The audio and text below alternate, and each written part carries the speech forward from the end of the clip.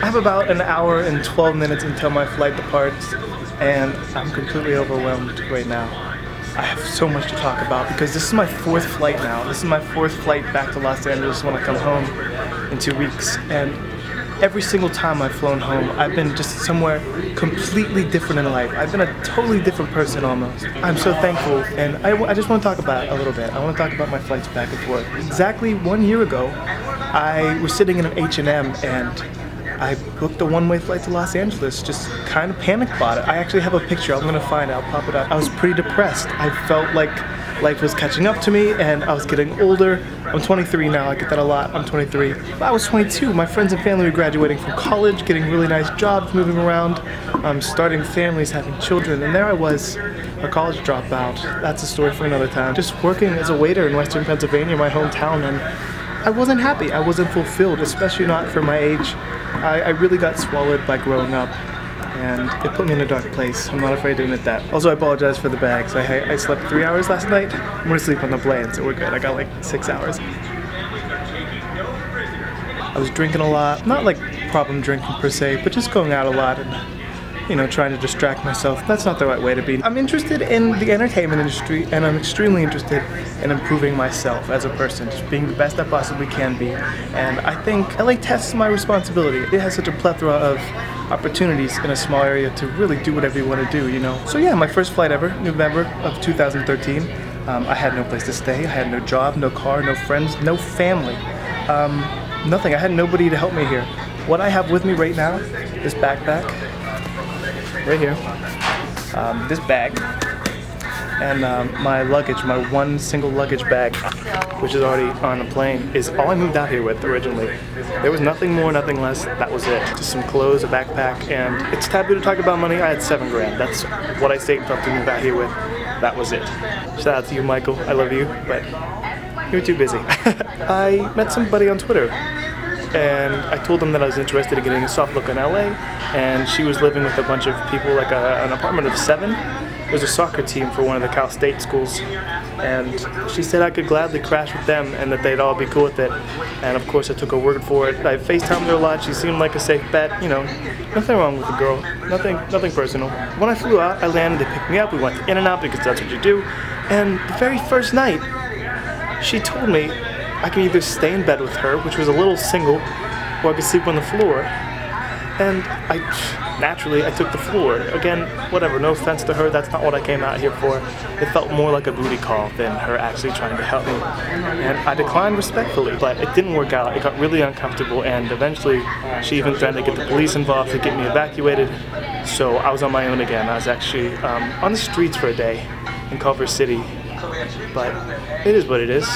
I met a girl named Kate, who's my current roommate, and she helped me out a lot. She actually had a job at a hotel, and when I was homeless, got to the point where she was even buying me, not buying because she had like employer awards saved up, to just give me a free hotel, and she got me 3 days in a really nice little hotel. It was Christmas Eve. I would have had to choose between buying a hotel, the hotel fees would have just added up for a while, or flying home on Christmas Day, which is super expensive. But I chose the emergency flight home. You know, I'd love to see my family anyways on Christmas Day. So yeah, that's what I did. And I stayed there for about a month. January 3rd, I got the call saying we're approved for the apartment, so I was ready to come back whenever I moved in. Kate moved in before me, and finished up working on my job, put in my 2 weeks notice, said my goodbyes to all my lovely King's coworkers. You guys, irreplaceable. Flew back out January 28th. This time I had an apartment, about half my funds because of security deposit, flights back and forth again, very expensive. And I still had really no friends, no job, very important, and still struggling definitely. I was really picky with my jobs, and I underestimated how hard it was going to be. I tried to get a job at this place called the Granville Cafe, really nice little cafe, got some good vibes, so I just applied there. I was overconfident because I'm a really prestigious food server at my little tiny restaurant in Pennsylvania. I thought I had it in the bag, and I didn't. And I banked off of this job for like a month. I shouldn't have done that. So another rent came out, more bills, another $700–800. I was hurting with funds. I was like, I gotta get a job soon because you don't even get paid the first 2 weeks of getting a job. It's the interview process and orientation, all that stuff. I was like, I'm hurting. So in a week, I put in about 36 job applications and I got 3 jobs. I got Starbucks, Coffee Bean, and AMC Burbank 16. I couldn't work at both coffee places at the same time, so I had to cut one. I picked Coffee Bean because it was closer and they offered me a little more, and AMC Burbank 16, which ended up being one of the best jobs of my life. I made a lot of friends at the movie theater and I was so happy about that. So I had 2 jobs. I was working about 50 to 60 hours a week to pay my bills and get some savings up, and that was probably, we'll say early March I got them. June was coming around, my birthday's June 4th. I actually flew home again to surprise my mom. And you can find that video on my channel anywhere. Just type in Adam Hawk birthday surprise. It went so well and my mom bawled her eyes out. It was freaking awesome. Then when I flew back, I had 2 jobs. I had an apartment. I had friends, especially the ones that I met at the movie theater. I was doing really well, but I dropped my funds because I flew home for my birthday and took a week off work. That hits pretty hard. So I was back to pinching for money and doing my 50, 60 hours a week, working my doubles, not sleeping. These bags are never gonna go away. I toughed it out until late October. I kept applying and I got really, really lucky and got a job at the Cheesecake Factory in Sherman Oaks. They hired me as a baker, but she saw that I had 4 years of food serving experience. And instead of starting me in the bakery and making me work my way up, she just gave me a shot on the floor and put me on as a food server. So I hardcore trained. Cheesecake training is pretty tough, by the way. It's only in that menu in like 5 freaking days. I got a 93 on my test, passed my certification shift, and I've been doing really well. At one point I had a hell week where I was working 3 jobs, including gym and YouTube, so it was almost like 5 fucking jobs. It was a ridiculous week. I was counting down, it's like hell week day 8. But I survived, as always. And that's the best part. Just pushing yourself and having the opportunity to do this and start fresh in a new area and just growing. Yeah, I'm not gonna lie, it gets pretty damn lonely sometimes. It's not fucking easy and you will struggle, and I have cried several nights, especially at the beginning. But I survived.